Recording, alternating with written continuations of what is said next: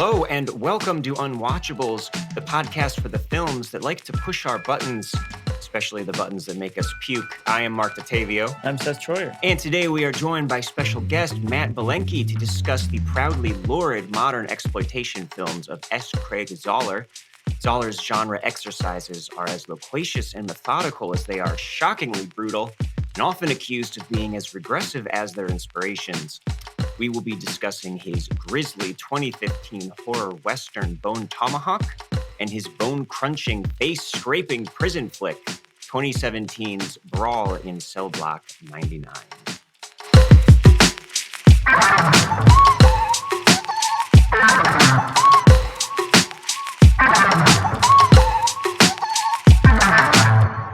All right, Matt, did I say your last name right? Yeah, no, that was great. You were one of the few, the proud. Yeah. All right. Matt Belenky. He's been a guest on other podcasts like Hit Factory, Cinematic Underdogs. His work has been featured in The Gutter Review and Massive Cinema. And Matt, thank you for joining us. Is there anything that I left out there that we should know about you? I think that hits the big buttons. I guess I've associate produced a few indie movies, and one of them is going to come out this summer. One was called Goodbye Petrushka. It's free on a bunch of streamers or Tubi, great places like that. And the new one comes out this summer. It'll probably be also straight to VOD type streaming release. And that one's called Magnetosphere. All right, we'll be looking for those on Tubi. Killer title. Yeah, I'm interested. So maybe are you thinking about maybe producing some of Zahler's next film, since it doesn't seem like anybody else is? Yeah, I mean, apparently he's written and sold 25 scripts over the past decade. I would love to have my piece on any one of those, given how much kind of energy and passion he brings to his movies and his characters. I'm all in on them. Yeah, because it's been, I think 2018 was when his last movie came out, Dragged Across Concrete. And really all three of his movies came out between 2015 and 2018, plus the script that he wrote for the 13th Puppet Master film, which I don't know if that... Have you seen that, Seth? That seems like something you might have seen. He wrote Puppet Master, The Littlest Reich, part 13 in the series. Wow. No, not at all. Not even close. Okay. Wow, that's a great title. All these good titles in my life. Yeah, if I had remembered in time, I would have tried to watch that before this. What the fuck? But because he is very prolific. He's written novels, comic books, and he plays in a metal band and like sings and writes the music and plays drums. I believe called Zahler. So you see this guy, he has like, he's just this kind of goofy, like has a ponytail. I listened to a few interviews, talking with him. He seems pretty amiable. And I don't know, do you have any experience, Matt, with any of his other stuff, like of all the books and graphic novels and stuff? I don't have experience with those books. I'm aware of their absurd and kind of insane names that kind of match the titles of his feature films as well. Mean Business on North Ganson Street, for example, is a book that he's written. And I think actually Adam Piron on Twitter had a good tweet a couple days ago talking about all the would-be Zahler movies that are going to come out in the next 10 years. And the titles are just, I think he made it up, but they're really funny and accurate. But my relationship to Zahler was in reverse. Dragged Across Concrete was my first taste of his menace, and it was a totally different film, especially given we hadn't seen Mel Gibson in a role like this juicy and textured, and Vince Vaughn also playing against type from characters that he's played in recent time. I think Zahler is smart enough to kind of use Vince Vaughn's physicality, which we'll talk about with Brawl in Cell Block 99, but feels a lot like the psycho Vince Vaughn of early 90s, mid 90s fare. But That's yeah, that's funny because we covered that movie in a previous episode. So the only time that we've talked about Vince Vaughn so far, we were not totally generous to him, and Yeah, you it made the is cool joke to. that Cell Block 99 was a sequel to the 90s Yeah, Psycho. if you just pick it up and imagine that when he gets to jail, that's where we left off with Norman Bates at the end of Well, yeah, Psycho. because Psycho would go to super jail. It all just makes sense. yeah, Yeah. Well, we'll get to that one anyways. We'll start with Bone Tomahawk because that was his debut film, which came out in 2015 and was, for most people, their first taste of his sensibility. Especially, uh, we see him working with people like Kurt Russell and Richard Jenkins. These just really great actors, and in the form of a Western, which we'll see this recurring, I think, throughout the conversation, is that he does these genre pieces that are very much like this is his take on the Western, and then his take on the prison film, and then Dragged Across Concrete is about the crooked cops. So you can tell that he likes using these as his play box in a way that not a lot of people really are, except Tarantino, right? I yeah. think No, I think it's hard not to kind of bring up the both of them, right? Because they are both working within this template of exploitation films. Um, but they're definitely different for all of their similarities. I don't know if you had any thoughts about that. yeah. I mean, T. West Mhm. is the other director who comes to mind. Just less well known. I think everyone, and the dialogue's perhaps less catchy than a Zahler or a Tarantino. But he Mhm. is uniquely paying homage to the 70s films, which not as many directors are doing. We all kind of romanticize the 70s as this agreed upon best decade ever, or one of the best decades ever. And Zahler is kind of going to the B hits or the B side of that 70s era, right? It's especially Mhm. Bone Tomahawk, which is very much indebted to Sam Peckinpah. And whether it's the Wild Bunch or the brutish, like the brutalness of Straw Dogs, um, and the Dragged Across Concrete's kind of like the Getaway, which Peckinpah directed Mhm. also. So he's playing in these kind of maybe less, I don't know if commercial, especially nowadays they're definitely less commercial genres, but he's able to do so much with them, especially the things that he likes, which is extreme and brutal violence, um, and also these kind of dragged out scenes, dragged out on concrete sometimes, but these elongated monologues between two characters, um, talking about the mundane aspects, which is definitely in line with a Tarantino, right? There's these dragged out moments of seemingly irrelevant plot points or the minutia that goes on between scenes. I think Zahler is obsessed with that. He's really into those moments uh, that happen, like the stakeouts, right? The waiting, because Bone Tomahawk, the violence doesn't really kick in until the final third. So much of it is just walking. It's like a adventure movie, Lord of the Rings style for much of it. Um, but he still lands the final punch, and that's so impressive about him. Yeah, a lot of people will categorize this as a horror western because of the nature of the villains in this, and I kind of forgot the extent to which that stuff is confined to the last 20 or 30 minutes of the movie, and out of a very long 130-minute film. Right, if And that. yeah, exactly. And we do the opening scene is kind of gruesome, and we do get this scene where a stable boy is killed in a very mysterious, like slasher film type of abrupt way. But besides those little hints, the most of the movie, like you were saying, Matt, is very languid and loquacious, and it's very much about these character interactions, which are often very funny and heartfelt too.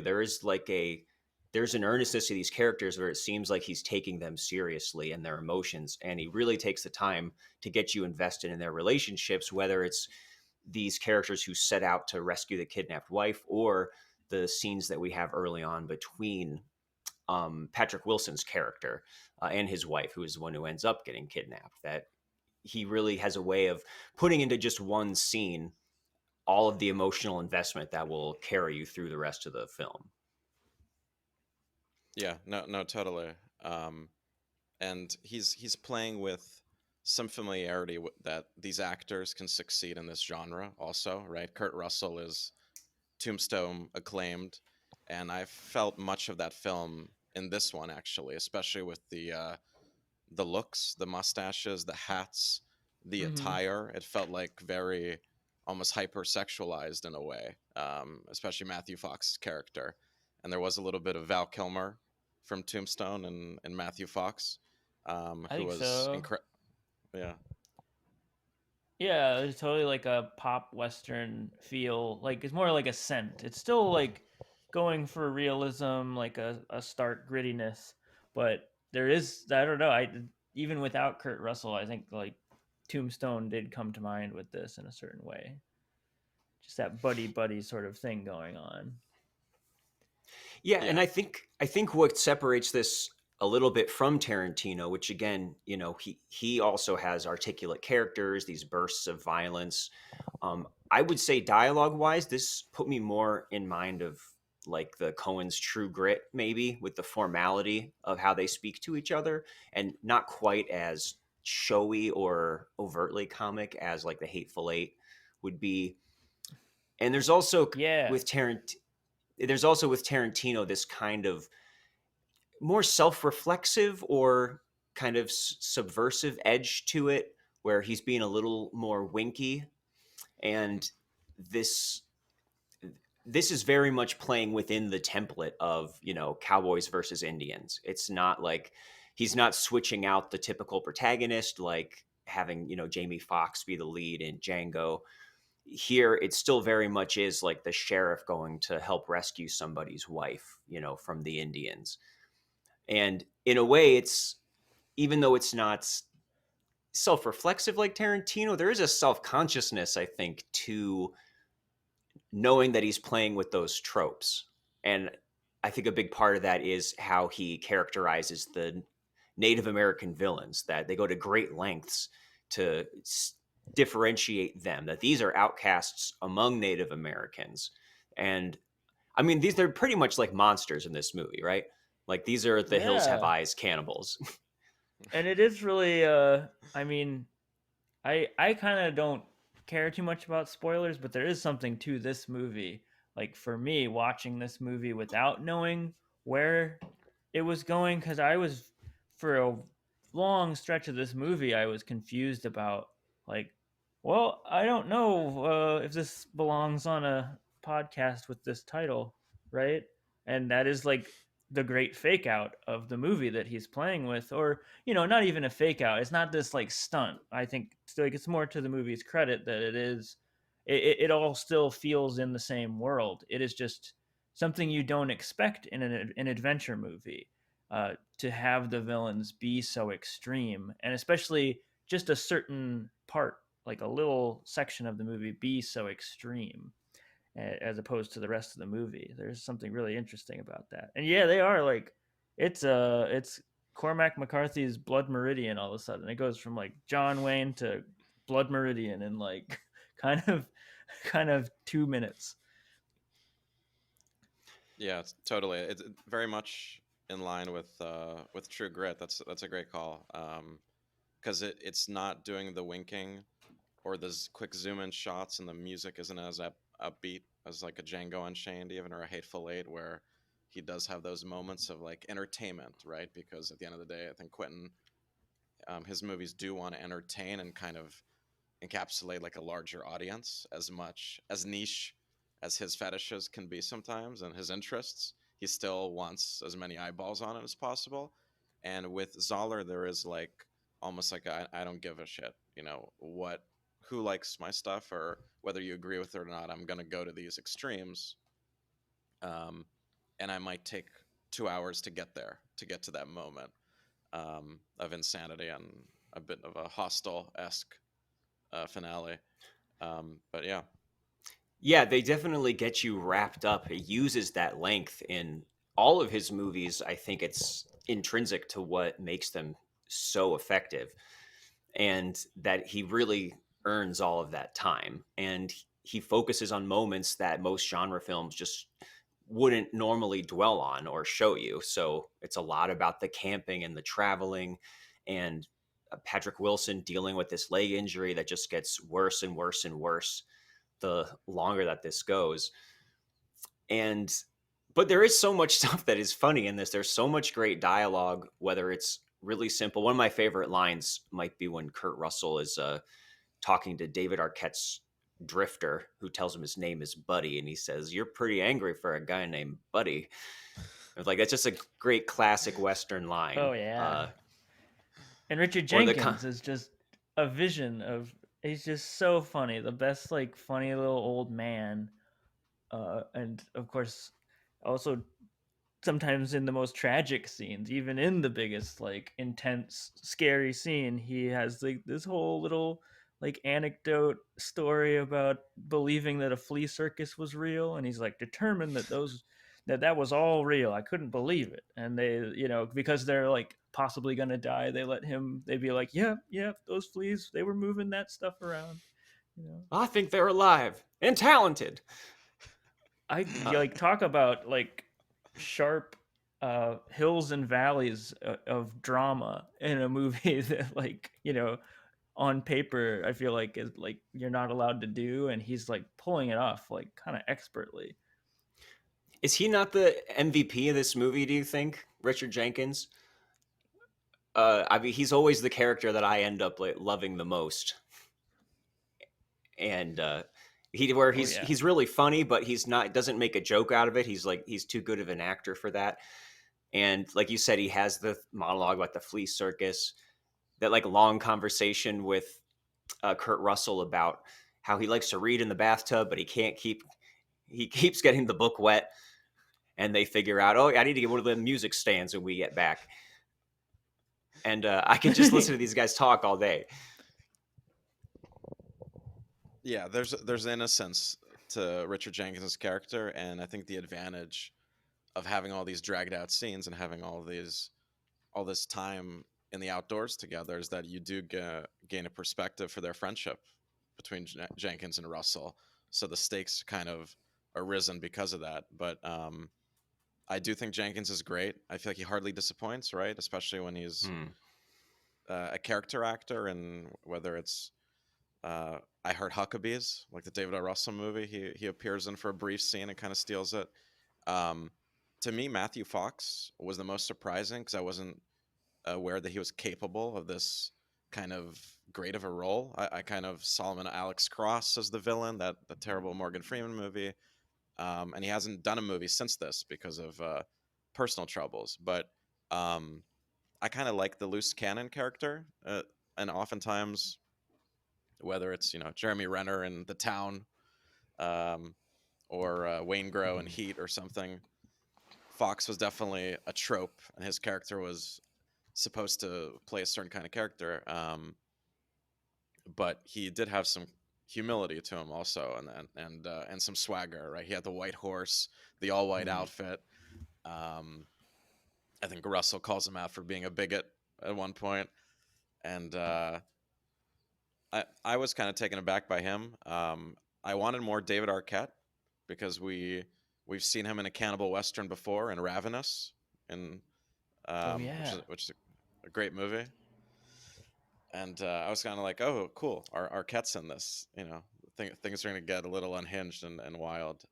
But much like Quentin and the Coens, Zahler really casts these like good voices, right? These character actors who have these unique intonations and pronunciations. And Richard Jenkins is one of those guys. Fred Malamed, the bartender in Bone Tomahawk, and he's also in Brawl in Cell Block as like the guard who checks Vince Vaughn's stuff in. Cy Abelman.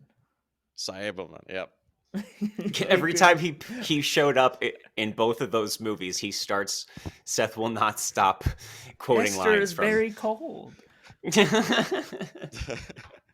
Yeah, he turns up in Dragged Across Concrete too, so he's part of his Right. players.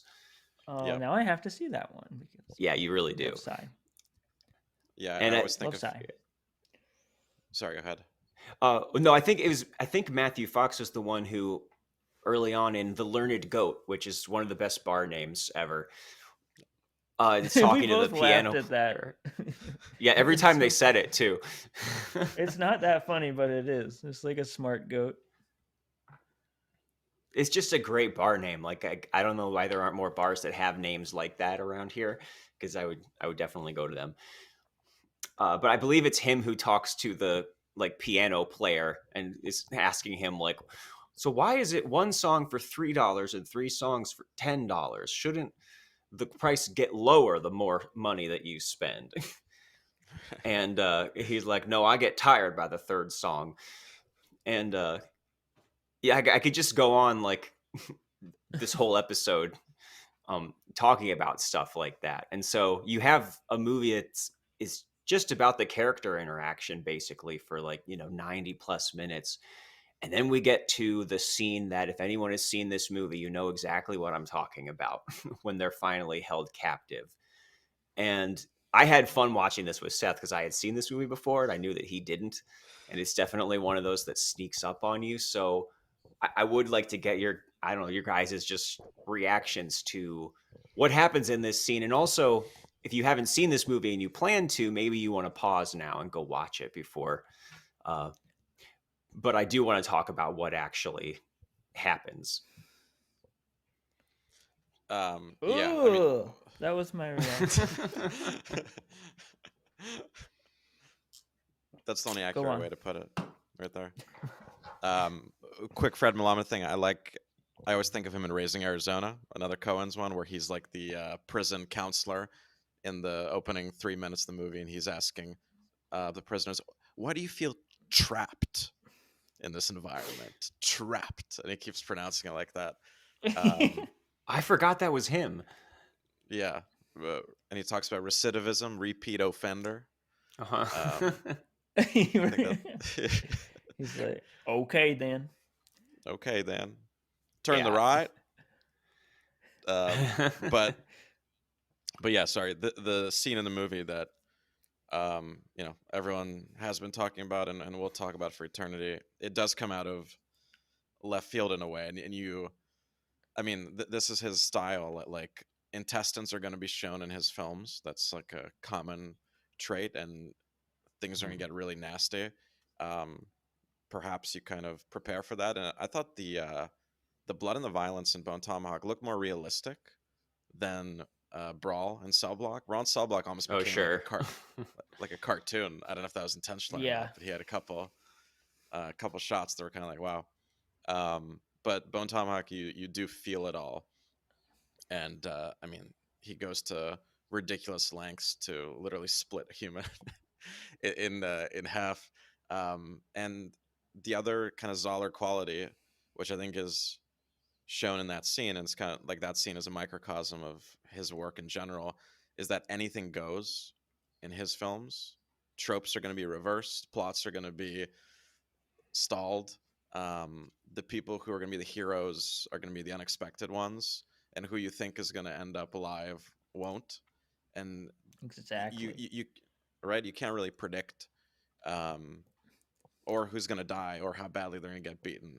And that feeling does put you on edge and in a totally different way than any sort of mainstream Hollywood movie. And I can see why Zahler does these movies with Cinestate, right? These guys who give him final cut and a couple $1 million because he does want it done his way, or else it's not getting made.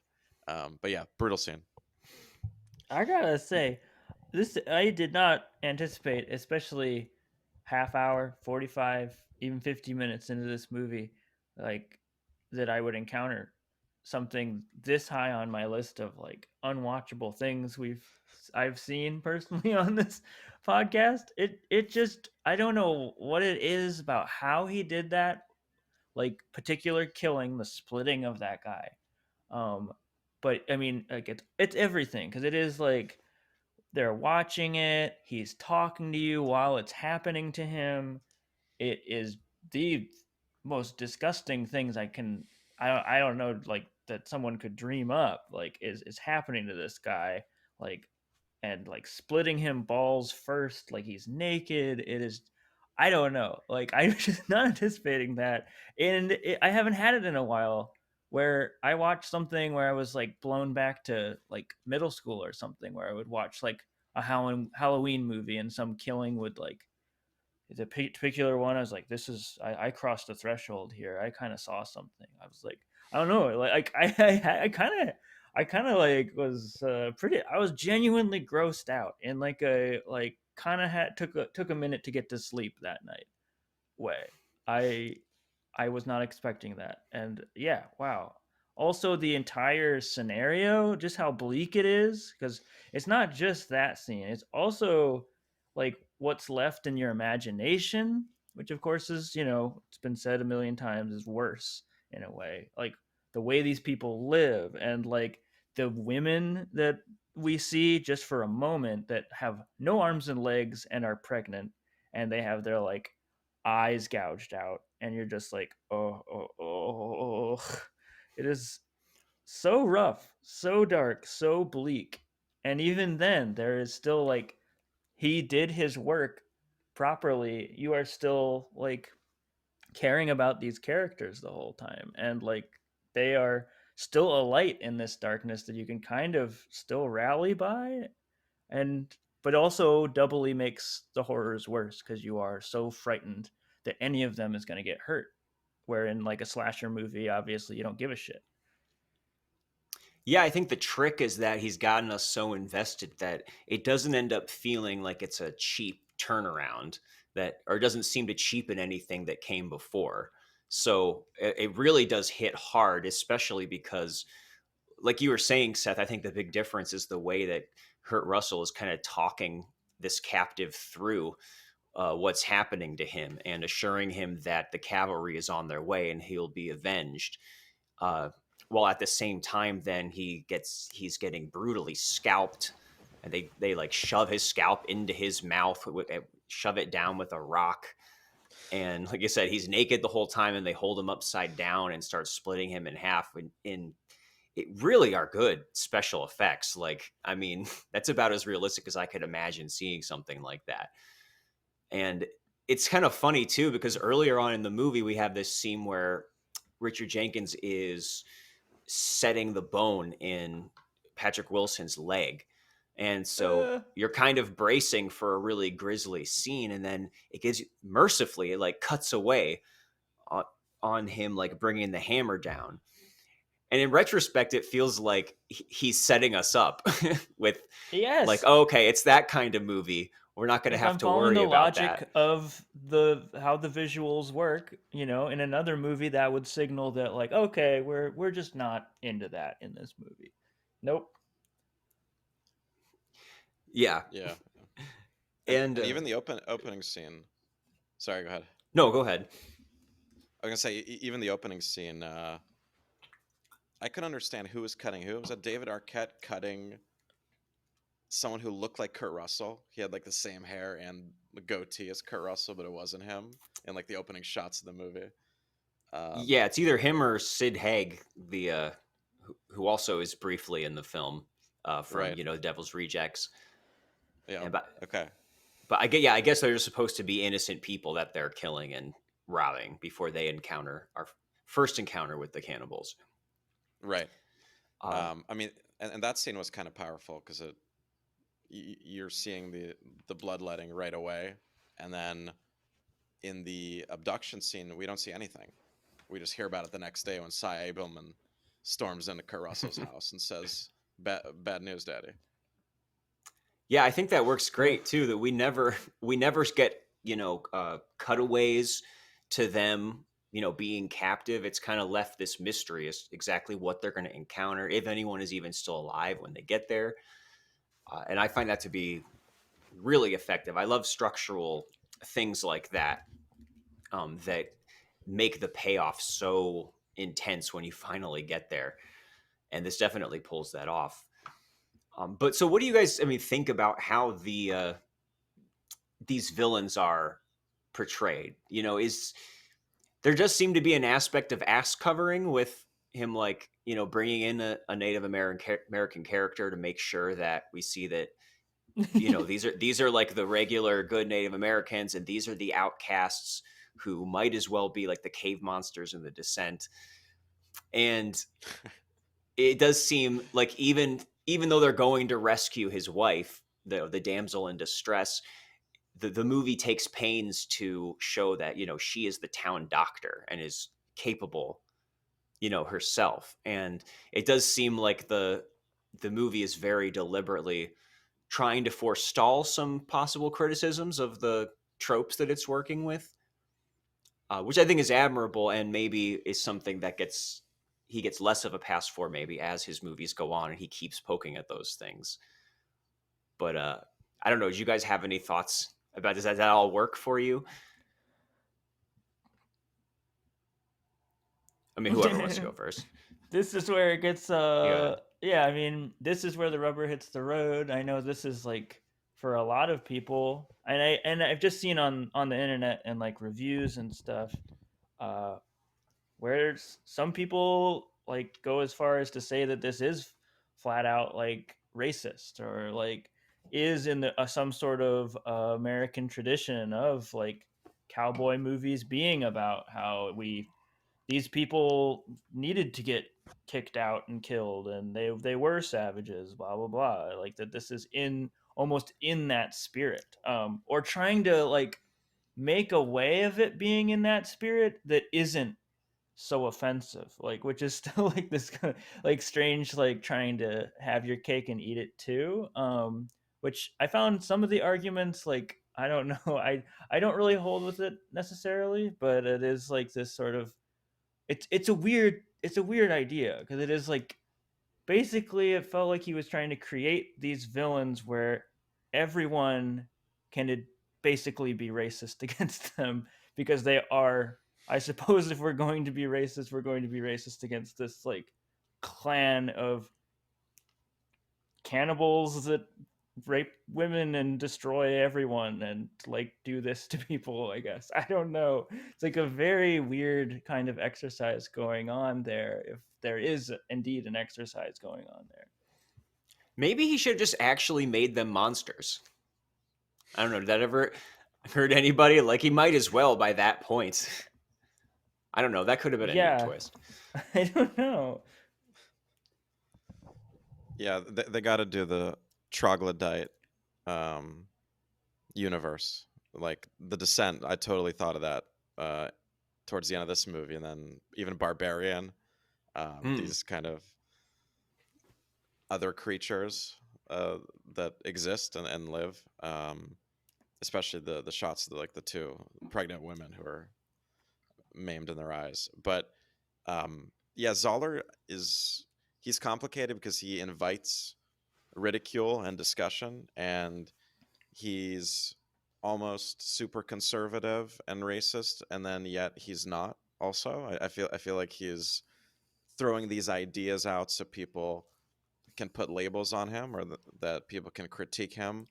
But at the end of the day, he's kind of having his characters do that talking, and he's having the story lead the political discussion in a way. And I think he's so indebted to and concerned with paying homage to the films that he likes, and especially the westerns, with Bone Tomahawk, that he's following that tradition to a T. And those films of Peck and Paw and John Ford and John Wayne, they were often questionable and racist and reprehensible to many degrees. And I think he's kind of staying in tune with that that tradition and that storyline. And you're right, he's also kind of countercasting, right, with the Lily Simmons character. By the way, Lily Simmons only seems to appear in like extreme genre things for like a 5-year period, and I really haven't seen her in a while. I think she's great in this movie, and she was in a really good show called Banshee on Cinemax. I don't know if either of you saw Banshee. And I think the guy who plays like the expert on the Indian tribes and the troglodytes in this film is also in Banshee. But yeah, like she's the doctor, and then you have I don't know, you have a few black characters who are kind of servants, or like one of them dies and sets off the whole hunt for the troglodytes to begin with. Um, and I think the biggest way he's sort of similar to Quentin in that regard is the more you label him as being, more you label Zahler as being maybe more right leaning, or more sort of, you know, questionable or controversial, the more he's going to do those things that you think uh, make him controversial. And you know, drag across concrete the fact that he casts Mel Gibson, who was canceled in real life more or less, to play a cop who's canceled in the movie, is some, you know, neat meta casting on his part, but also maybe an fu to the audience or to critics who dislike him. Um, but but again, the fact that he's generating any sort of dialogue, whether it's good or bad, I think is great for film in general. I think it's good for cinema to have someone who's, um, you know, his viewpoint is both, he wears it on his sleeves a lot, and he wears it through the dialogue of his characters. Um, and in this film, Matthew Fox perhaps is kind of the gateway racist for the film, and even his attire says as much. But yeah, I sort of invite um, the ideas that he wants to throw out, because it's more than you can say for, you know, most directors working at this sort of level. Yeah, there does seem to be like a trollish aspect to him that he enjoys poking at those things. And at best, I do think it does get genuinely provocative in that he's kind of openly acknowledging these things that are usually just inherent to exploitation films and the genre things that he's riffing on.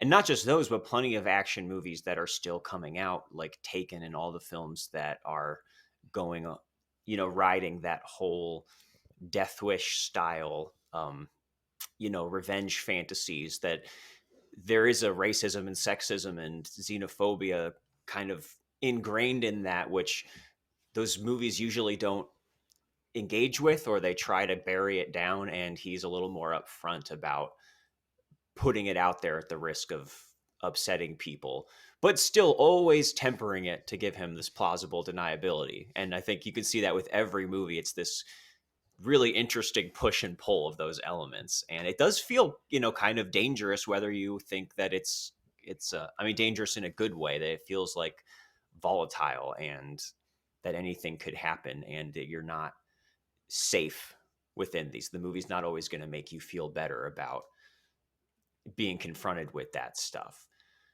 And I think, especially with this movie, I think he gets the balance pretty well. Yeah, I mean, both of these movies do feel like they are playing in a pulp fantasy sort of world almost, as much as certain parts, especially the beginnings of both movies, are sort of trying to lull you into a sense that you are in the real world, but then they stretch into some other place that we are not familiar with, that is exaggerated and like an exploitation world or whatever you want to call it. um, which, yeah, does follow a tradition, and they're like, obviously pulp westerns from the 40s or whatever, they are not portraying Native Americans, for instance, properly. They're not actually doing research. They are there to be, they're following the new trend, which is westerns or something, this trend of westerns, and they're using, or they just need a monster, so the monster is the Native Americans in those. And it feels like this movie is playing in that tradition and seeing that as like a fantasy, but finding a new way of doing it. I can do that math, I guess. And the only thing is just like worrying that maybe like I could understand other, I don't know, like other audience members maybe not being able to do that math, or like caring to, or not being very impressed by what what I have to say in that regard. And yeah, I don't know. At the end of both of these, I am like, I enjoy them, but I'm kind of worried about this guy, or like I wonder who is this person, which Hmm. I kind of had a hard time. I like read a little bit of a couple articles, like one interview. I feel like because he's like accused by some people of being like this, like these are like Trump exploitation or something. Like he's a Trumper, he's like a racist. Like, do you guys know more about him? I feel like I could only get like little bits and pieces of who this guy is. He seems to be pretty coy about that stuff, from what I can tell. I Yeah. I think the biggest smoking gun that's kind of emerged over the last couple of years is this producer that who produced all of these movies, Dallas Saunier. He founded the production company that put these movies out. He owned Fangoria for a little bit, and these misconduct allegations came out around his, I'm not sure specifically him, but how he handled them, like around his productions, that ended up closing down the studio. And now I guess he works for the Daily Wire with Ben Shapiro and produces movies like What Is a Woman, that Matt Walsh uh quote unquote documentary. And he Oh, is see, like, this is the stuff I was looking for. Okay. Ding he's this ding. is the producer. He has come out as this full like MAGA guy. And the, I don't know if it's could be considered guilt by association, or that's there is something more to that too. I don't think that we've had a full mask off moment for Zahler yet, unless there's something that I've missed. Yeah, no, I mean Dallas Saunier is definitely the name to mention here in the sense that um, he's the one who gives Zahler the ability to make these films on Final Cut, and I'm not sure another studio or producer maybe would allow a movie to go to these lengths, perhaps both in violence, but mostly maybe in actual length and runtime. And apparently, Zahler is very protective. There's a great Ringer article on kind of the history of Cinestate and their kind of focus on the flyover state genre or the flyover state movies in general. And most of them, not many people see, and they kind of are released on VOD. But the the return on investment for Bone Tomahawk was really high, and it has almost allowed them to keep making these films and to keep funding other directors. I think it's called Body at Sparrow Creek with James Badge-Dale, which is worth a watch. It's a pretty darn good movie that Cinestate also produced. But yeah, there is a little bit of the guilt by association, the fact that Cinestate is more overtly questionable in some of its beliefs, and just because Zahler gets lumped into that, or just because they're making his films, he gets this label, right? And it is interesting that I think his humor in his movies, his humor, his dialogue, the kind of quippiness, and the maybe loose nature of the characters almost does absolve the kind of question mark scenes, or the kind of moments where you do wonder what's the underlying message or underlying thought behind a scene. And I think Quentin has made a career off that in many respects, right? Like we all are often, when people do refer to his movies or leave his movies, we're quoting like the funny moments, even though we're well aware of the other things that are going on, and we're almost even more happy to quote like those funny moments and pretend like other stuff isn't going on. Um, but yeah, Zahler, I mean, he's carved out his little world where he does get to make his things, and he is a Renaissance man in many respects. You mentioned, right, that he's part of a metal band. He writes books, he writes graphic novels.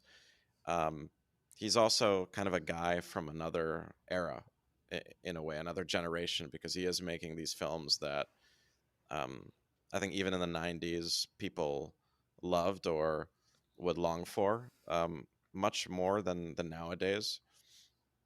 and perhaps that's like the marvelization of films that's affected that. But yeah, I Cinestate is fascinating, and I know Fangoria like had to shut down some of their operations, but I think Zahler's like a big reason why they keep churning out films. And you mentioned Dallas Saulnier. Zahler's films do kind of remind me of Jeremy Saulnier, right? The Oh yeah, Green Room and Yeah, Blue Ruin. Blue Ruin, right? Yeah. And was it Hold the Dark, the Jeffrey Wright straight to Netflix movie. Um, there is this kind of genre of I don't know if it's these localized areas and small town communities and these hyper violent vibes that are happening, but I think Zahler in a way maybe unearthed something that is pretty exciting about crime movies and about B movies in general. Yeah, Seth and I were talking about this just after we watched, I think, Brawl in Cell Block 99 too. That studios like this are churning out these VOD movies, that are action films, revenge thrillers, or cheap westerns, basically B movies that just come out like on streaming services just by the ton every year. And Yeah, they're always gonna it is sell. like, yeah, and it is like they struck gold with Zahler. Like they actually got this guy who turns out to be like an incredibly talented artist and filmmaker who has really elevated these things with his craft. That looking at the list of all the other movies that they made, he's definitely like their star player who ended up bringing them like actual acclaim and awards and uh, critical consensus almost about their worth. So I guess you do have to give them credit for them being responsible for the ecosystem where he could make these movies exactly the way they are, because it's the perverseness about their presentation and all these different things about them that makes them so exciting to me. But I want to give a chance in case there's anything we didn't talk about for this particular movie. This is usually the point where we each declare whether or not we would unwatch a movie if we were able to, which I definitely would not with this, just because he is so, even though he's working in this kind of disreputable genre, he does it with such nerve and conviction that his movies in general are just genuinely thrilling to me. And I hope that we haven't seen the last of them, although who knows? It seems like it just depends if he's gonna be able to get more money, and I wish I could give it to him, but maybe Matt will be able to. Whoa. Yeah. So Seth, what about you? And then we'll give Matt the last word. Yeah, like I am on two levels with this, and it's so hard. And same with the next movie a little bit, I guess, where it is this like I enjoy this and I feel like I can enjoy it on its transgressive levels and on its genre levels. But again, I'm like pretty well versed in such things and I enjoy things that are stretched and maybe even like problematic in a sense, like in a vacuum. I guess there is something I can get behind with the criticism, even if I'm not making it. I could understand why like someone, especially like Native Americans or who would watch this and be like, do we really need this? Do we really need this tradition that I spoke about earlier, which is like pulp fantasy westerns where Native Americans, even though again, like there's a Native American who says like there's one Native American in this that says they're worse than anyone or something like, but yes, it's in that tradition where they are used as the bad guys as like subhuman or something like that. And I don't know. Yeah, if like again, like I enjoy it. It's like on the level of a movie that gets this wide a distribution. I mean, we're not talking about ceramics. We're talking about movies that get seen and have big people in them. And I don't know. I guess if I was this guy's friend, I might be like a little like, "Are you sure?" uh, and I'm not gonna watch the movie. I found it to be like a really good Western, and I like Westerns more and more as I get older. Big surprise. I don't know, old guy thing. But I would definitely unwatch the scene. I don't think if I watch this again, I'm gonna skip it. I want to be like a cool, I'm over it kind of person, but I was spooked, genuinely spooked and scared, and I'm never gonna watch that scene again. I had a great time watching Seth watch it. That's all I'll say. Just gleeful little demon. You're a troglodyte, Marc. Yeah. Classic troglodyte. Yeah, I mean, he makes the unwatchable watchable. Zahler. I think that might be the theme of his movies in many ways. It's things that by the time they are really gross and nasty, they're still gross and nasty, but it's more palatable. And I can't I think looked of away. many. Yeah. I'm just a sick human. I don't know, but I'm glad he helped you though. Yeah. So, I also find myself liking westerns more as I've gotten older, and there aren't many that come out nowadays. It feels like one a year, one every few years, if that are notable or get any sort of wide release or limited release. So that when they do come out, I feel like they have to be pushing the form in some way or fashion. And with Zahler, it's dialogue, it's relationships, and it's brutal violence. With Power of the Dog, it's some other stuff going on and some mystery. Or The Proposition was another film that I thought of a lot while watching this, which is another great, the Guy Pearce Australian directed Western with some intense violence. But I like that he made a movie that didn't feel safe at all. And although I'm saying the scenes were watchable, truth be told, I was kind of looking away and cringing at it.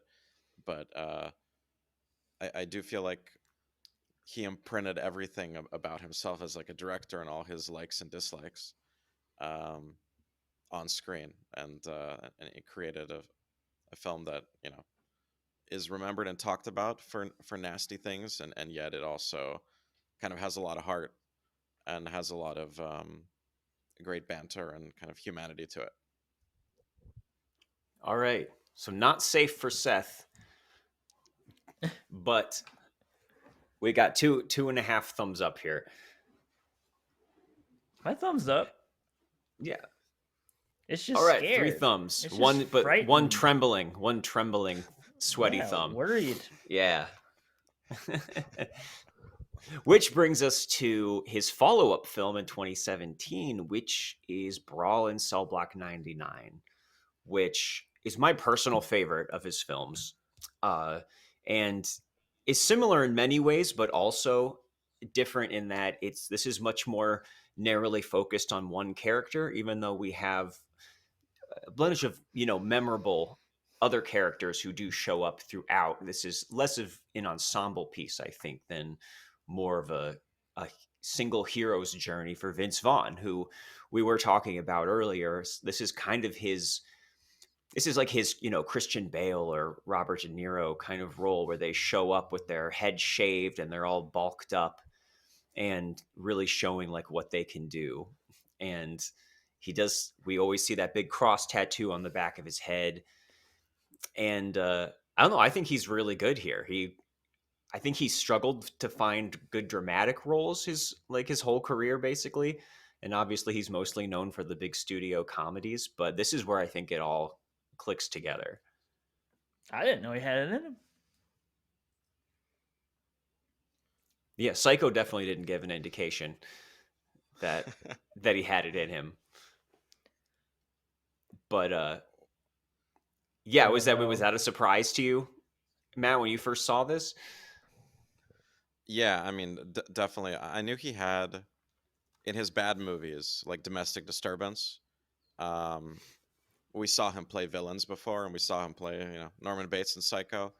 we've seen that he has an evil side, and even Clay Pigeons, which is a movie I kind of like, that was always on TV for some reason growing up in the early aughts and late '90s with Joaquin Phoenix, where he plays kind of like a Western uh, cowboy / sheriff, but he's not. Um, but Zahler uses Vince Vaughn in such a great way here because he is a tall guy. He's kind of lanky, and he's got this kind of gait, this very unique walk, which we Mm-hmm. see on a couple times. It's kind of his hands are kind of loose. He almost looks gangly, and almost too big for his own good, and yet he's more jacked here than usual. He's got a huge cross on the back of his head. He's a skinhead, but we never find out that he's like, in some Nazi troop or something, right? It's not that. And again, this goes to that thing that his films do, which is they subvert what you think is going to happen, and all these kind of stereotypes of how someone looks. Well, it turns out that he's actually a really nice family guy, and he's very caring for Jennifer Carpenter, his wife in the film, and that relationship is kind of sweet, despite the fact that this guy is about to beat the crap out of everyone we're going to see in the film.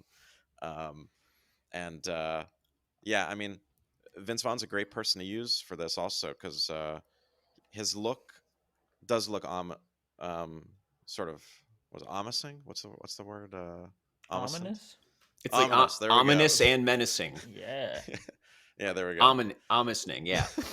And kind of glazed over, kind of dead or something in a way He's- that this character should be.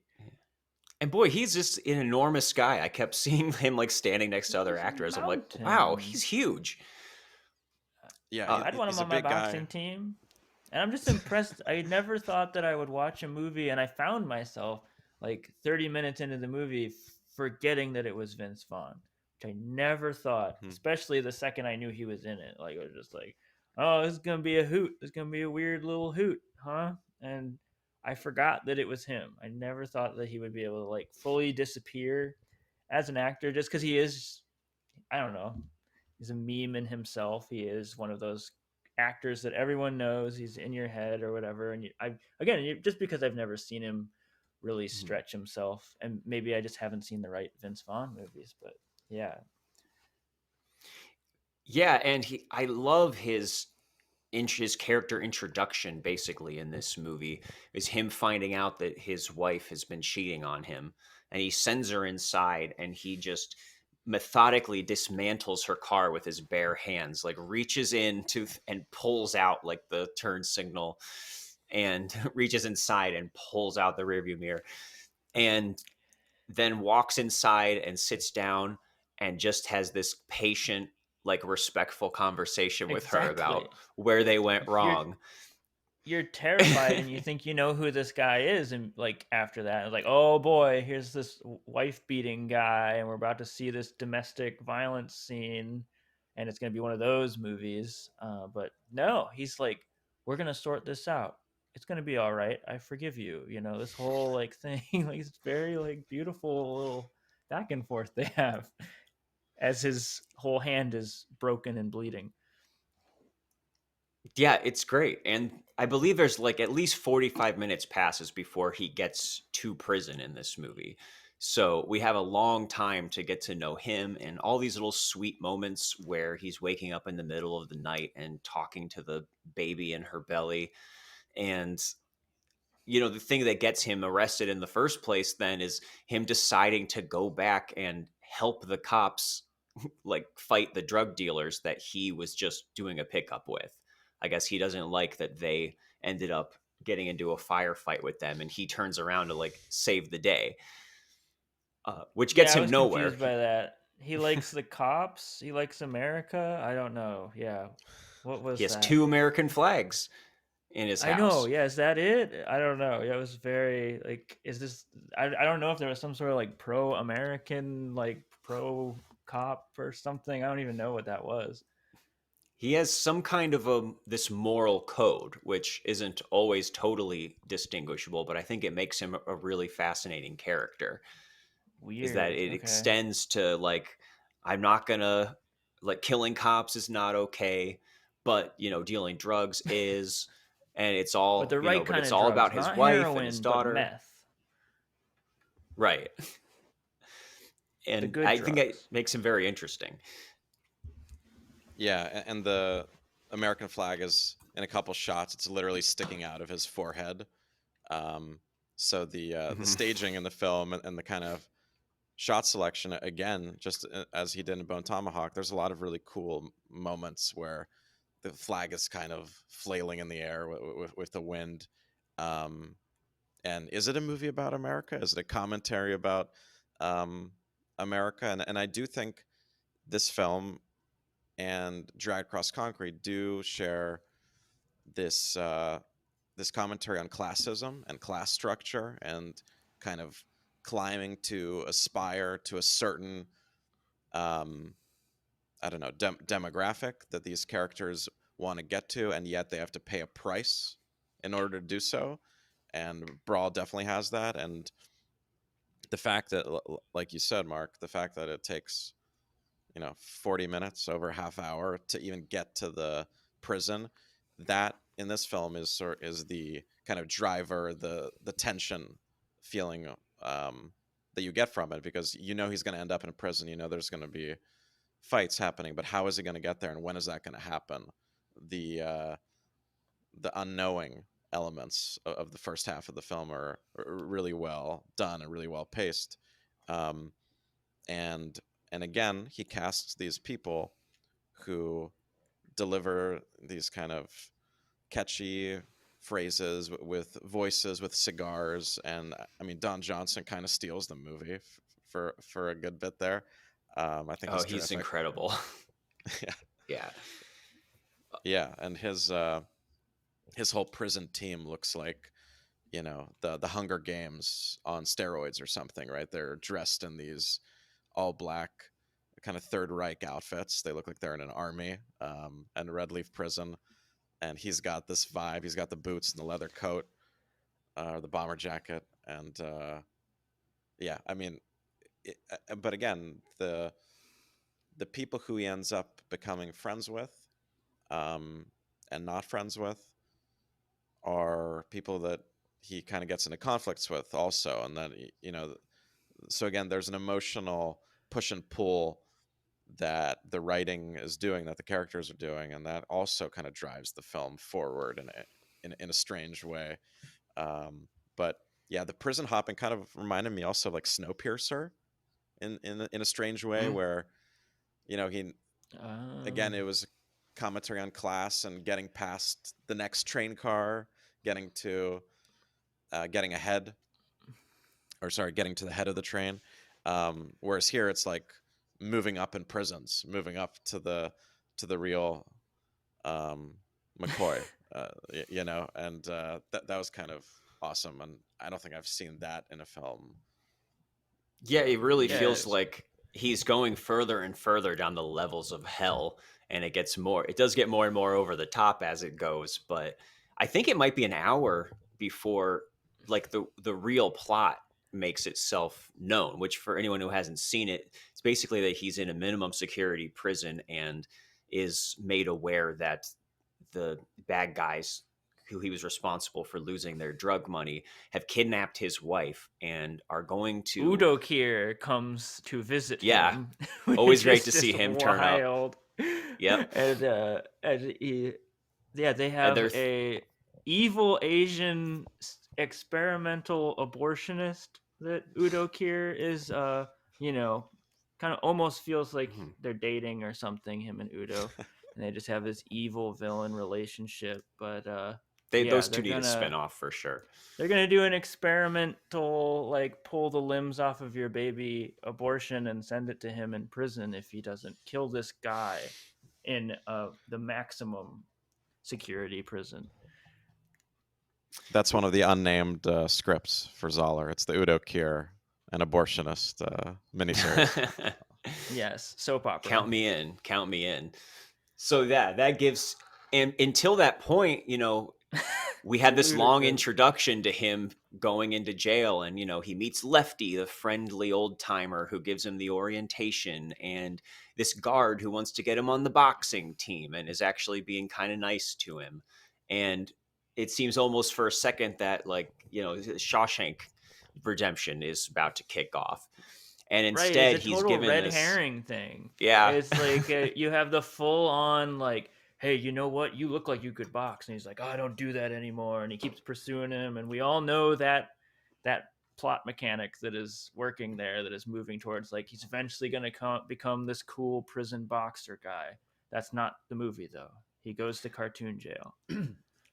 Yeah, he's given license to beat the shit out of as many people as he can, so he keeps getting sent further and further down to this levels of maximum security. And the one thing that's always really stuck in my memory from this movie is that even though you can tell he probably is a little fond of this prison guard, boxing coach guy, that he's the one he has to attack. And the way that he almost snaps his arm completely off is so just shocking and nerve rattling. So mean. Exactly. Killing that movie, I thought it was. Yeah, just killing it. And that's just the start of the face smashing that ends up happening here. But you're right. The movie keeps taking its time, though, then introducing him into the maximum security. We got Don Johnson coming out there and taking over the movie. And they put this character through so much to get down. Like, he has to go through so much punishment himself with retaliation from these guards that so many times he gets shocked by this shock collar thing they put around him. Like, so many times in the movie we watch him like fall down to his knees, and it just feels like such a hopeless situation. But that's all part of the design. And I think also so one of the defenses people would have for this movie is that, obviously we have a lot of Hispanic, drug dealers and bad guys and stuff here. But the black guards tend to be the friendlier ones, right? And it's the white maximum security guards who end up being the worst. So I know, do you think that this pushes any buttons like that? I definitely think the Korean abortionist seems a little outlandish. But Yes. I don't know, do you think this movie does worse or better than Bone Tomahawk with the, white hero paradigm? Once again, of course, trying to save his, protect his beautiful wife and daughter.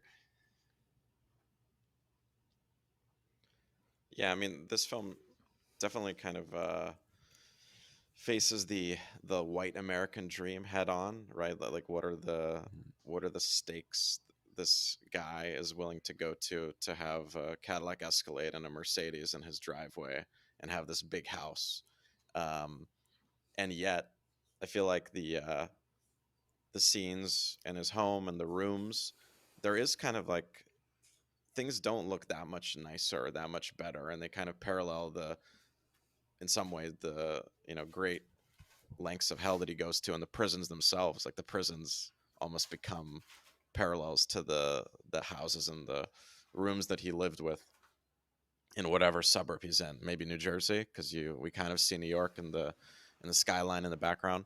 But yeah, I mean, movie, like, the N word is thrown around a couple times where one of the guy he works under asks for a pronunciation of a word or something, and then the Mexican drug dealer guy, one of them is like juiced up, and that's why Vince Vaughn doesn't want to work with him on the specific mission, the one operation they go on that ends up leading him to jail, even though, as we said, he could have easily gotten away. I'm not sure what the moral compass was telling him in that moment.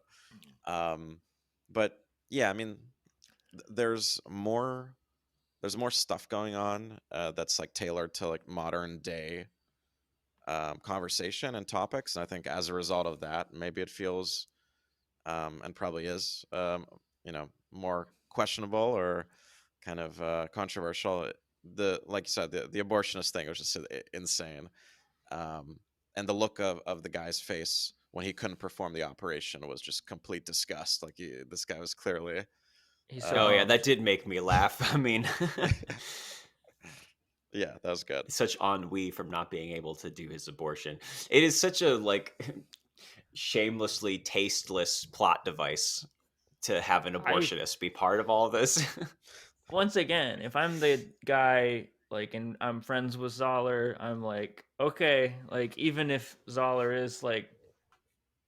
is not pro-life or something, it's just like, I don't know, like, people are gonna see this, and what are they gonna think of some experimental abortionist being the pinnacle of all worst things that can happen in this movie?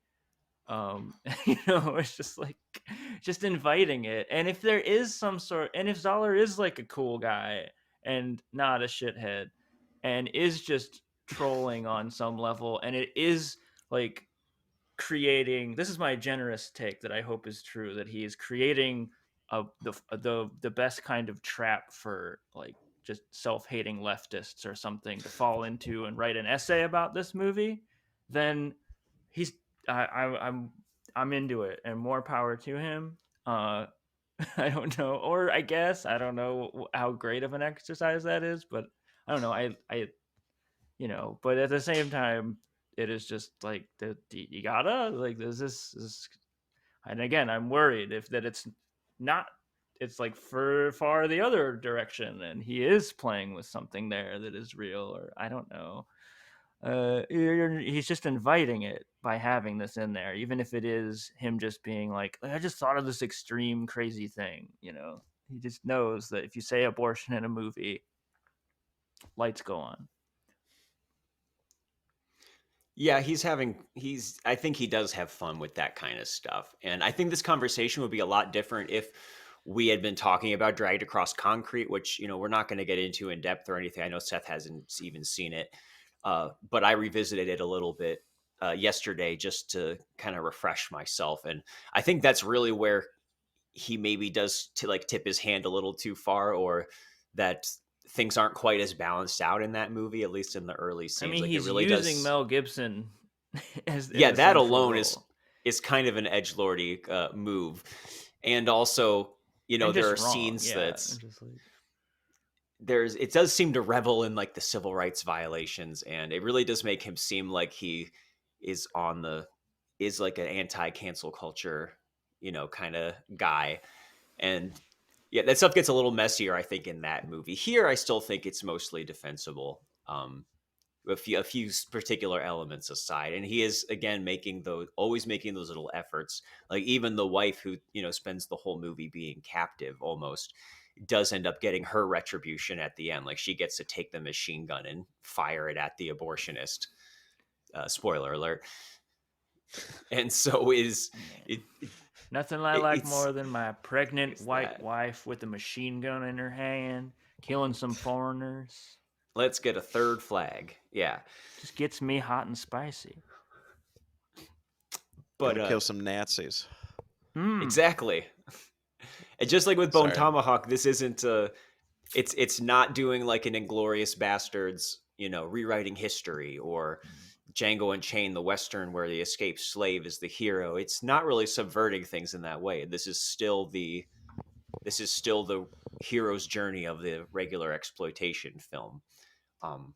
But he draws it out to such lengths, and it's, even though he's genuinely stoking our bloodlust in that kind of id way, I don't know, it is satisfying.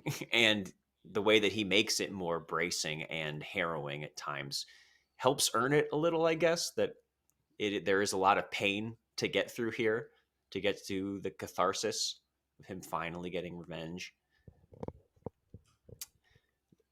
Totally, yeah. And by the time he gets it, he's almost, resolved or accepts his fate towards the end. And things do, the subversion in this film is kind of surprising, right? We talked about the guard who wants him to be in his boxing club, and then the moment that guy starts apologizing for pushing Vince Vaughn to be in it, then he kills him. And breaks or doesn't kill him. He almost tears his arm off. And no more boxing for him. Yeah, those days are done. Mm-hmm. And then the moment we think that Vince Vaughn, he's gone so far with like killing everyone in jail and the prison guards who suck and the At least he kills like the annoying guy in the Don Johnson troop, the shorter guy The little who's like guy. running around. Yeah. Yeah, Oh yeah, the weasel. sadist. So that was at least fulfilling. But for a second, I thought he was going to get out of that jail somehow, even though it looked like they were in the descent, right? They were like in some cave that was God knows where. But that he doesn't get out. But that's the thing with him, is that literally anything can happen at any moment, and characters who you do start to like or start to sympathize with can turn on a dime, and ones that you find reprehensible, maybe they have some kind of moral streak that you appreciate or that you like or that you're touched by. I thought of Matthew Fox again, what was kind of like that in Bone Tomahawk. As the film went on, he started out as like the Jeremy Renner town guy, but he became a little bit nicer, a little bit chiller, perhaps. I'm not sure who that character was in Brawl in Cell Block, but you're right. The befriending of the black guard was definitely, or the black prisoner was very Shawshanky, right? Like the all-knowing older black prisoner who kind of warns you about everything and tells you how things are done, how things are run in this town. And I do think he is playing with like class again a lot in this film, where even like the prisoners, like when they punch him or when they electrocute him, are like, "You dumb redneck," right? He's got all these labels on him by the way he looks, and yet I don't know, he's acting a different way than what his image is, I think, in the film, and that's a contradiction that I think Zahler's trying to also point to, right? He's got this huge cross on his head. He's allegedly a skinhead, but he's not. We don't really see him say anything racist in the film at all. And he's very loving to his wife, and he is like a superhuman freak in terms of killing people, but he's got some like niceness to him, and he's not like, the world has almost turned against him in a way, and he's drawn a bad hand, and he did, right? The situation that got him into jail in the first place was just like a drug bust that went bad, that he knew was going to go bad if this guy was involved in it, the meathead. And it's unfortunate, right? It's like all these people have a perception of who he is, but man, this is shit that he's just got to do, or else his wife is gone. So you can almost understand it from an audience perspective. Yeah, and he makes a point of not wanting to kill anybody that he doesn't have to, and that he's only doing all this because he basically has his mind set on this one goal, like, well, I have no choice now but to go through these people. And I'm pretty sure there's a moment where he finally actually kills a guard. I think it might be the little guy whose head he smashes in the with the door, and, where the other guard is like, "You killed him," and he's like, "I know what I did," and this wasn't like, this is the first person I killed, who didn't necessarily deserve it. And he's been holding this superhuman strength in that he's always been capable of but doesn't want to. And like you said early on, it's when he's talking with the fellow drug dealer who's asking him, when I say the M word, should it be with the A or the ER? And his response is something like, no matter which way you say it, it's going to sound wrong in your mouth. So he's very distinctly I not guess those things.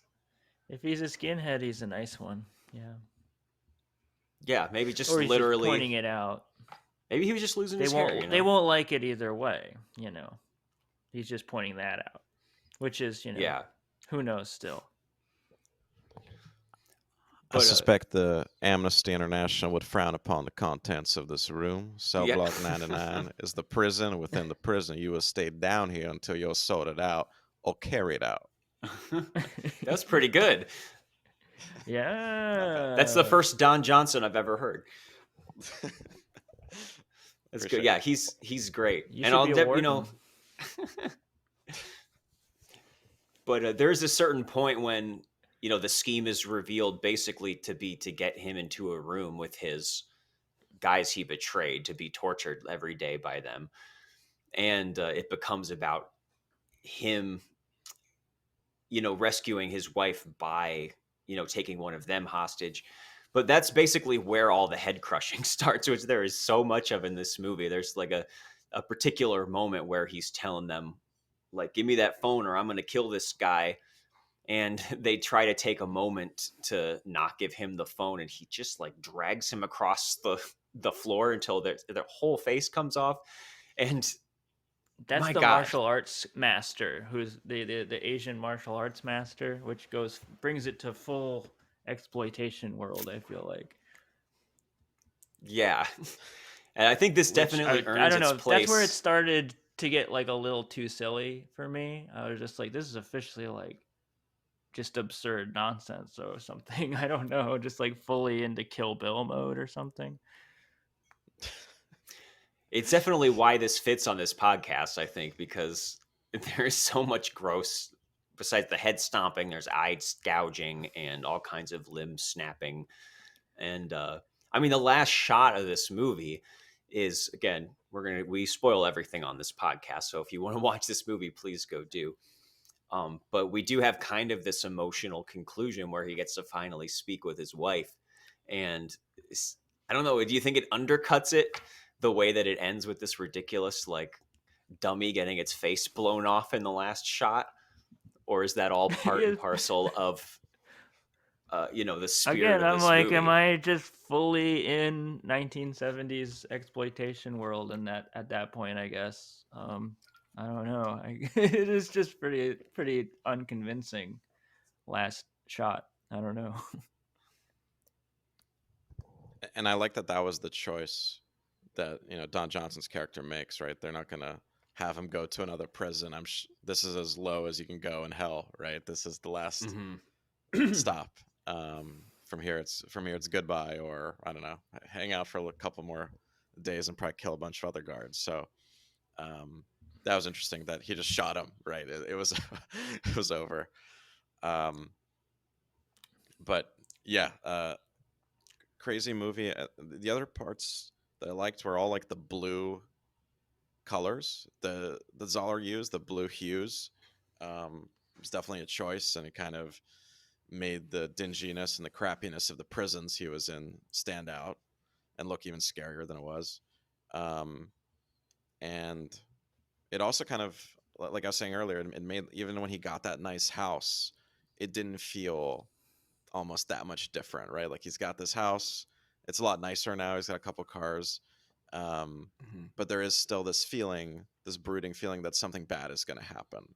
And at that point we know something's bad is going to happen because he has to end up in jail. But yeah, a lot of limbs broken in this movie. This was a big, like, arms and legs and hand combat. I mean, the action was incredible. I can't think of like I can't think of an American movie in recent memory that looked this good. That wasn't, I don't know, Liam Neeson kicking people's ass and his films.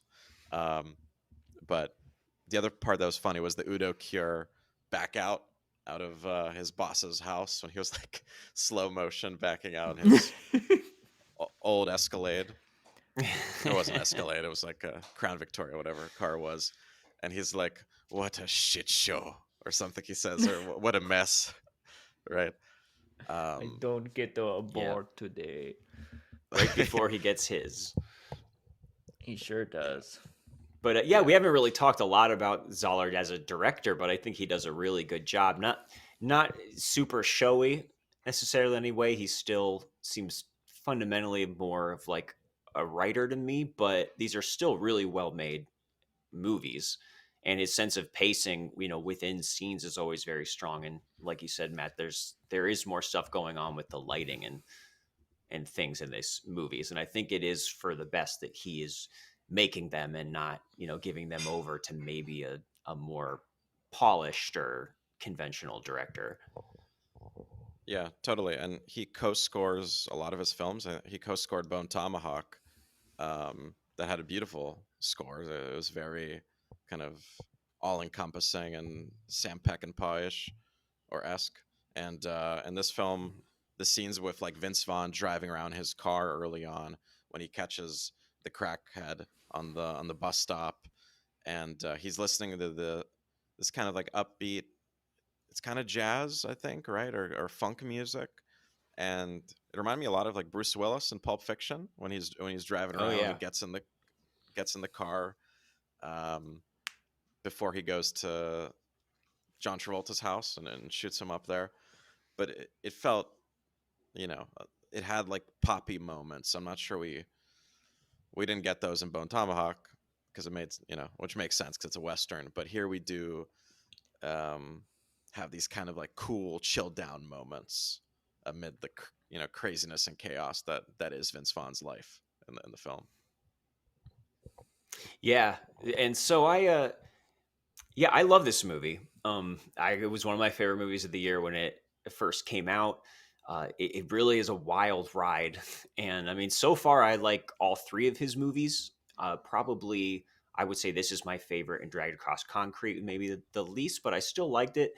And there is something about these exploitation movies that I think is fundamentally conservative, like built into them. There's always some sort of moralistic thing going on, even in a lot of the classic exploitation films, and just kind of a punitiveness, towards people who are not on the right side of things. And I do feel like he's playing with that in a way that's interesting and provocative, and maybe sometimes a little irresponsible, but it does add to how alive and vital they feel. So I'm definitely not going to unwatch this one. But what about you, Seth?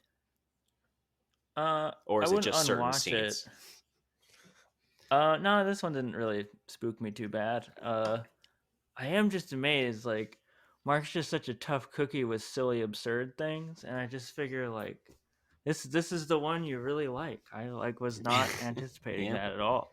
Because I like, I am so into so many of the like silly, absurd things we've done on here, and I'm not that into this. I guess as far as like maybe it's because it's in the vein of action extremity or something. I don't know. It just like I was amazed you guys liked the whole Don Johnson thing. I thought he was just silly. I don't know. I just thought it was real silly to me, and like the whole like, which is I guess what it's going for. I don't know, but kind of like typical like I am smoking a cigar or something. I don't know. I don't know. I guess I just would rather Tarantino do this thing, and even when he does it, I'm still like, is this really all that important or viable or worth all the talk that people do about it? Just because it's like all these traditions coming to fruition and like a wave crashing or something. Uh, and again, like I don't want to get caught totally in the discourse trap that he's maybe laying for me here. But either way, there is just like some weird, like by the end, I just think it's so wildly weird and uneven. I just can't kind of get lost. Like the ending, like with Udo and the Asian abortionist, and just like the layers of silliness. Uh, I mean, I'm saying all this. I did enjoy it. I enjoy it, like as a watching experience, but I don't know. I didn't see it as like very, very deep or like something very of quality, or I'm like really looking at this director in the way that I felt with Bone Tomahawk, which felt like it was really an earned movie and its extremes were earned and things like that. But impressive what Vince Vaughn can do. Who knew? Who knew? Won't unwatch it though.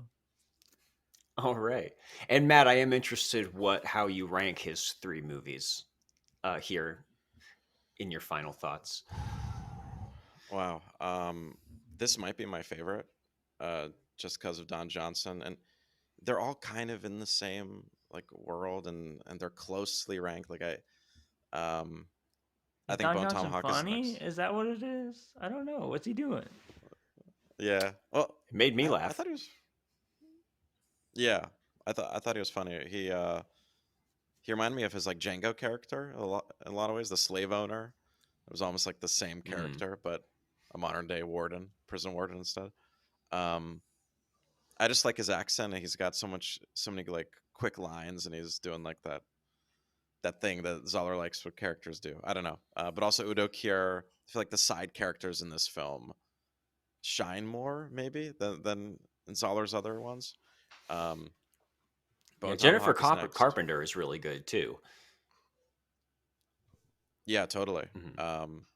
And she has like a tough role in Drag Across Concrete, and here also like she's pregnant, right, for half of it, and she's awesome, and he seems to like her, and we don't really see her in movies at all that often after Dexter.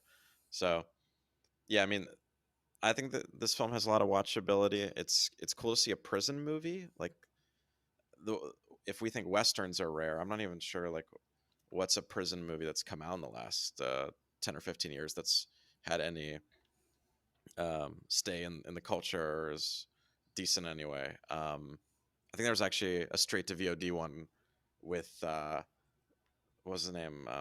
Joel Kinnaman a couple years ago. The Informer, I think it was called. Did you guys see that? Oh, I didn't see that. No. Yeah, it wasn't bad. But that's like the only one I could think of. And right, that movie felt that movie is worth watching. It's kind of crazy and absurd. Clive Owen has like a small role, but yeah, it felt like he was pushing boundaries that we hadn't yet seen in like action or violent movies, and just the feel of his films. I feel like there's like a comfort level or like a sense of cool and a sense of like command for the form. I think he is really confident as a filmmaker. That's like those are words that are thrown around maybe a lot, and who knows what they mean, but I think it means that there is a choice for everything he's doing, and there is an execution. Like it ends up affecting the plot or affecting the narrative in a way, and yeah, like this is a non-existent genre of a film, and I loved what he did with it. And the other part that I really loved is that there's no backstory here, really, for the characters. Right, typically um, in films in general, right? There's always so much backstory and lead up. Like we would know about where Vince Vaughn came from, that he was an ex-skinhead or something, and he was in a gang. That's why he had to get the cross tattooed on the back of his head. And we'd have all this stuff to live with, and yet here it's just straight and narrow, right? There is no filling up narrative with like plot points from the past, and it was affecting, right? It was almost even more affecting because it's like the unknown, right? The imagination starts to work its wonders, and we can discuss Mhm. or think about who the heck Vince Vaughn was in his previous life, um, before he became a heroin guy or heroin dealer. So yeah. All right. Yeah. I mean, really, just to kind of answer your question, Seth, it might just be as simple as, I just enjoy even if this is like a surface level, just fun experience that I don't know, aren't a lot of movies that always hit me that same way of just like being so wrapped up in what is going to happen next. And this fully formed reality, like no matter how silly it gets, I guess I was just happy to find something to be like funny and thrilling on a purely superficial level. And I was even feeling that way while I was watching Dragged Across Concrete. It's like, man, I wish that we could have like 10 movies like this a year, uh, Yeah, we are kind of even if starved they're for these not on things. I there. will admit you that, know, especially starved for a director being himself. Like that is what I value these for. I don't know if I mean that's always the thing. Like be yourself, but I don't doesn't mean I will like you. But I'll be happy that you're being yourself rather than lying to yeah. me. You know, and yeah, a lot of people are lying to me right now in movies. You know, creating some kind of false like I don't know, algorithm based persona or something out of their stories. Like, yeah. All right, Matt. So before I let you go, I want to make sure we give you our little quick questionnaire here, inside the Actors Studio style. And our first question for you, Matt Belenky, is what is your favorite film? um, Common answer: it changes all the time, and every day it could be anything. Today, Um, then. Mm. today, but today I think it's Mulholland Drive. Cool. The Oh, nice. Yeah, I was gonna say The Shining, but I just audibled and remembered one of my letterboxed movies, Mulholland Drive from 2001, David Lynch. There's usually a scene in a movie that wins me over when it has like music involved or some needle drop uh, that is surprising and that takes you out of it and makes you feel a certain way. And in Mulholland Drive, it's the scene where he's auditioning the girls. Justin Theroux's auditioning, and the guys are kind of whispering in his ear that this is the girl. And he uses a great song from like the 60s or 70s that Pittsburgh rapper R.I.P. Mac Miller used in a song later. Um, yeah, I mean, this film has like uh, includes every genre that I love, which is like noir and neo noir and mystery and what does it all mean and double identities, femme fatales, uh, retribution, also resurrection, and it's in L.A. and it just you know it's hard to pull off a film where even if you're confused, you end up liking it and you end up taking away things that are good because oftentimes movies can be really complicated and profound and there is no kind of relationship that you have with the film after it's done, but this film manages to be really obscure and strange and almost incomprehensible, and yet you're engaged the whole time, and it's not a short movie. And David Lynch is one of the few directors I think who can do that to you. And yeah, All right, yeah, that's also one of my favorite movies, and I just got Same. the Criterion like UHD uh, Blu-ray of that, and so I need to crack that open. I mean to have Seth over to watch that. So maybe next Thanks, week, Mark. Seth. Yeah, no Okay. problem. All right, so what Next. is a film where your opinion drastically changed? Either that you hated and ended up liking, or vice versa. yeah. So I think two here. One, No Country for Old Men. I saw the first half of it Thanksgiving weekend 2007 with my college roommate in Connecticut because he lived there.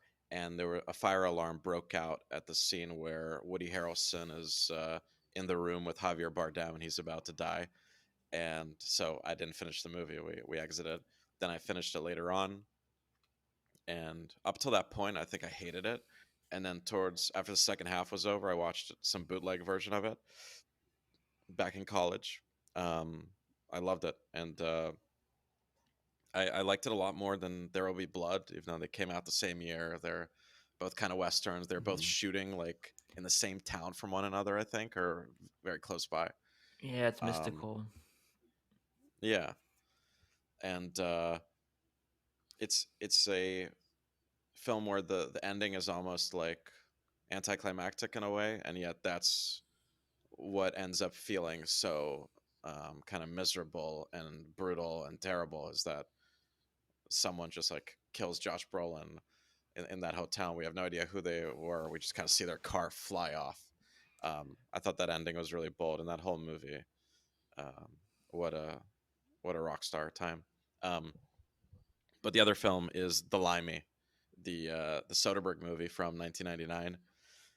I saw it I think like 10 years ago first time, and I was like, this kind of stinks. There's like jumbled timelines. He's copying Point Blank, the John Berman film. He's copying like Don't Look Now, the horror movie, a little bit. And Terrence Stamp is in it. He's got a British accent. What's he doing in L.A.? Then I saw it a second time, I think 3 or 4 years ago, and I was like, this is incredible. Nikki Cat has some of the funniest lines in this movie.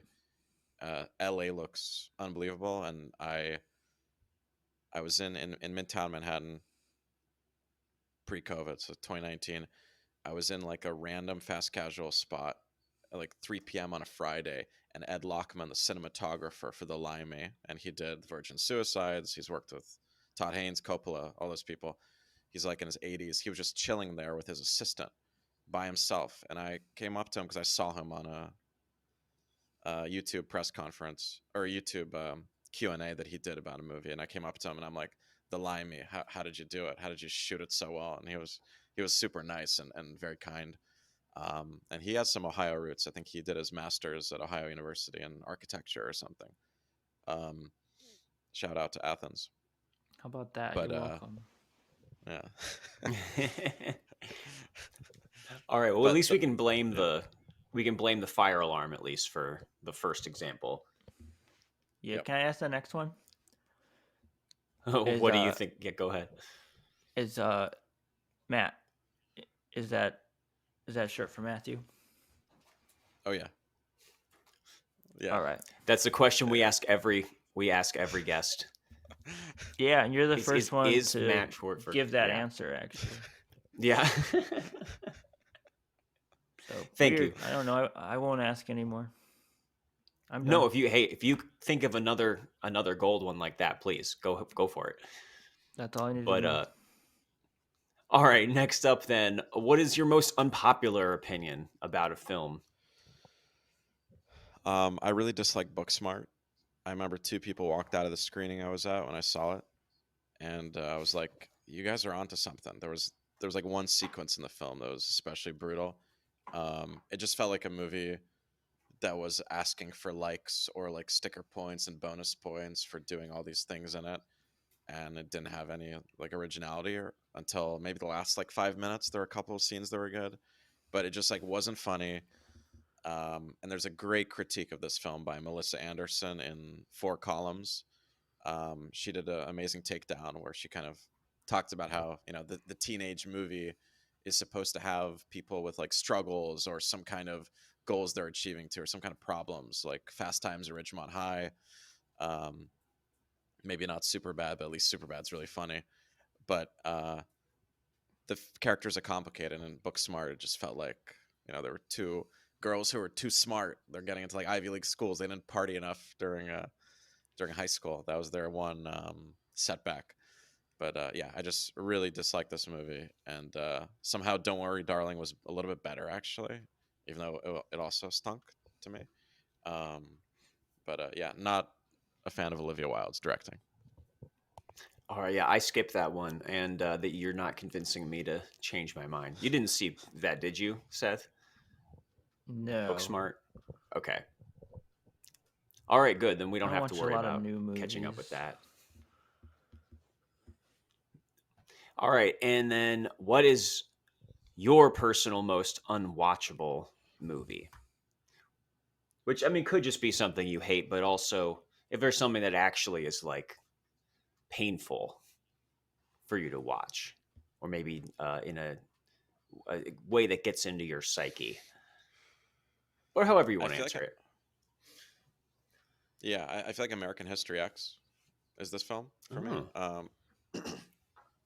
Like I should say Hostel or something where there's actual like torture the entire movie, but the curb stomp, the image of that, and we don't see it, but again, it's the thought, it's the imagination, it's the fact that that moment exists, that it happened.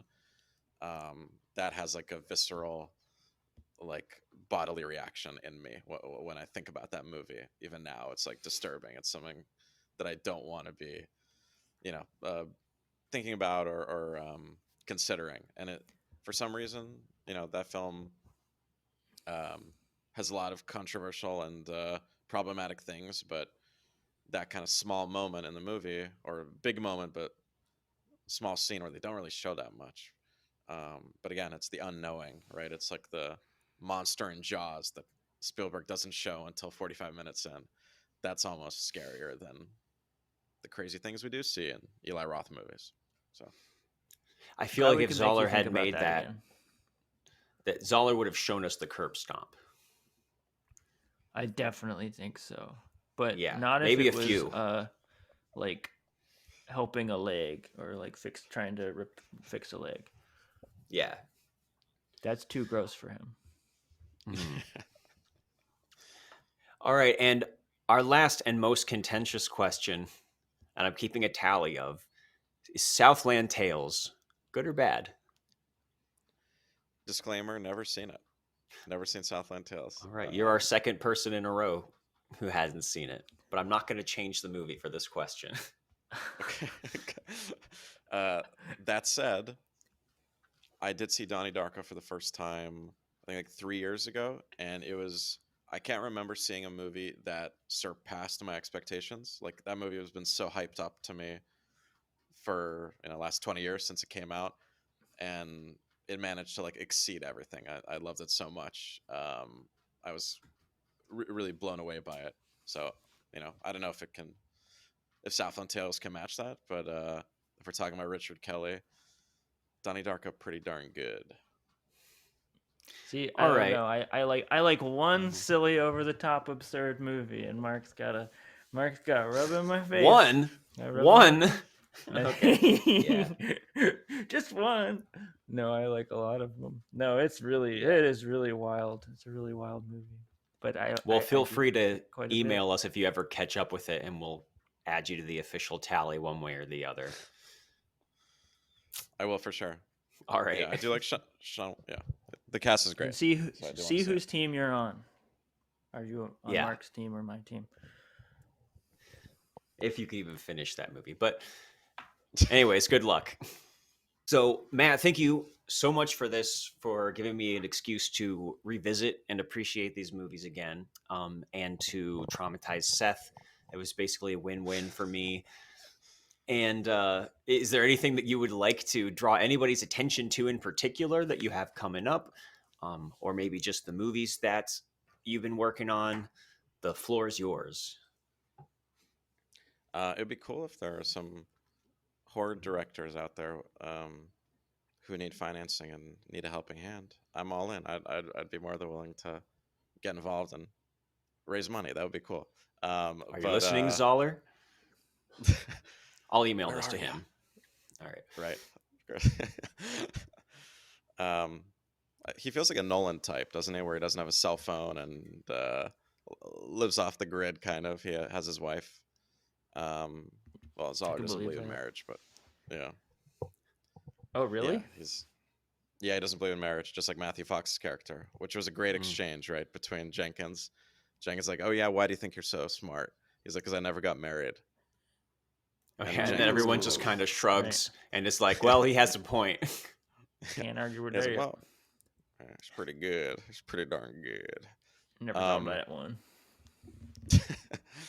Otherwise, hopefully I'll have some article out this year about some movie in '99 because I'm obsessed with that year and the films that came out. I really want to write about Office Space or Fight Club because I think those two are like similar in a lot of regards, and their commentary on like what was happening in the zeitgeist at that time, like corporate America and its commentary. Escape the cubicle. That's right. Yeah, Michael I'd be Bolton. so interested in that. Oh man, I love that world. Yeah, the '99s. Yeah, it's such a great year. So that's what I'm looking forward to. Hopefully this year someone accepts my pitch for something. But yeah, that's it. All right.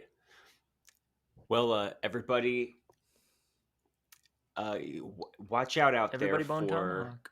for cannibals and head stomping and crooked cops. You might end up in a Zahler movie. But go to normal jail, but not super jail, if you can. Yes, prison reform is really what this is about.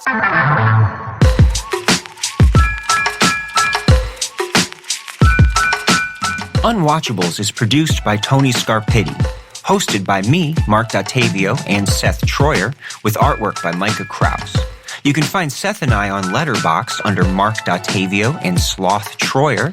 You can also check us out at unwatchableспod.com for links to our Twitter and Instagram, or support us on Patreon for bonus content and to have a say in what we watch. Thanks for listening.